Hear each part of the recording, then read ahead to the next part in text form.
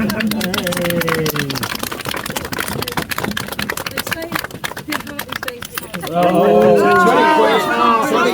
just do quiz. 20 quid in the box, I'm sorry. But we have a real gem here. I'm so honoured to have this guy here. I've followed his work over the last few years, and there's been no more doughty champion for our waters, our riverways, our seas than this guy. Feargal, you've been out there across the country supporting candidates, but also really holding the government and the water companies to account fearlessly, and that's a massive tribute to you and a strength in the character, and we're just chuffed to bits to have you today, and thank you for coming, and I hope you've got a few fantastic words to say to people. Thank you. Best friends. Yeah. Best week ever. How the hell do I top this? Listen, before I forget, to John and Surfers Against Sewage, you all need to really understand, Surfers Against Sewage were out there blazing a trail on this long before the likes of me even knew there was a trail to be blazed. So, huge round of applause to Surfers Against Sewage. I've been fortunate in my life, a little while ago I will admit, to stand on another wooden platform called a stage and utter those immortal words, "Good night, Wembley!" Then I get to stand in the end of Saltburn Pier talking about food. Well, clearly in a previous life I was a tool of a hut or something like that. Really bad. Listen, the simple truth of the matter is, we now live in a world where our rivers and our beaches and our seas reflect the state of society overall. And little did I know, when I was standing in my bit of river, watching the ugly underbelly of the sewage system drifting by, and by that I do mean, and forgive the embarrassment of it, ladies' sanitary products, gentlemen's contraceptives, and any number of wet wipes in 1,000 different varieties being torn asunder and shredded, and basically the contents of the sewage system ending up in the river. That's what got me into this. Nothing more than minding my own business going fishing. At that point I was chairman of the oldest fly fishing club in the country. We're a bunch of very practical ladies and gentlemen. There are only 60 members. We promptly took the Environment Agency to the High Court and got our thing resolved.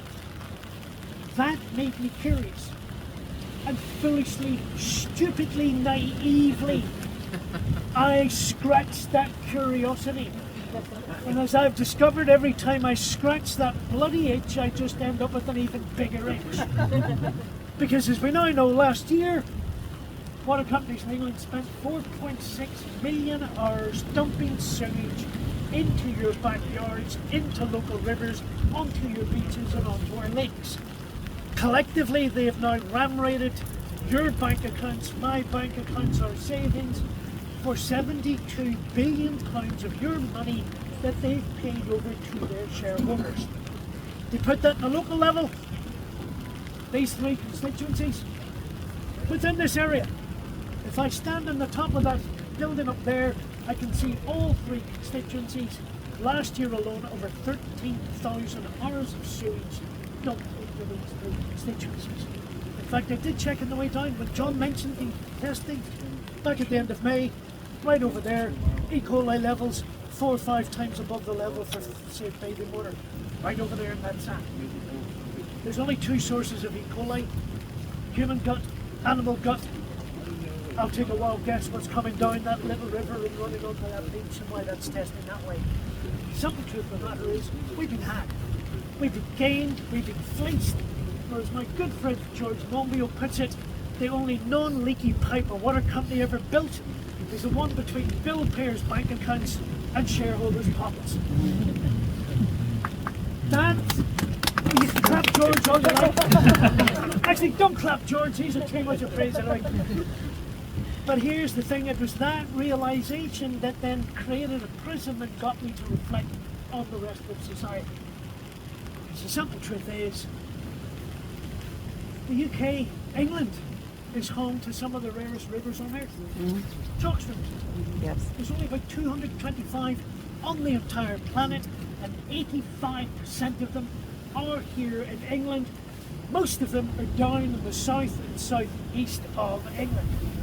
But much as the people of Yorkshire are a rare contrary breed, they're also rare and contrary to because you have the last remaining 15% of some of the rarest river systems on Earth here in East Yorkshire. And every one of them's destroyed. Every one of them's been poisoned, like every other river in the country. In fact, the nearest one to where we're standing, the Gypsy Race, is now classified by the Environment Agency as bad ecological condition. In other words, it has now simply become a waste bin for the water industry, who've polluted one of the rarest rivers on Earth from one end to the other. And if you go down to the sea, you'll see a sign where it comes in, pours out into the coast, telling you not to go anywhere near the water.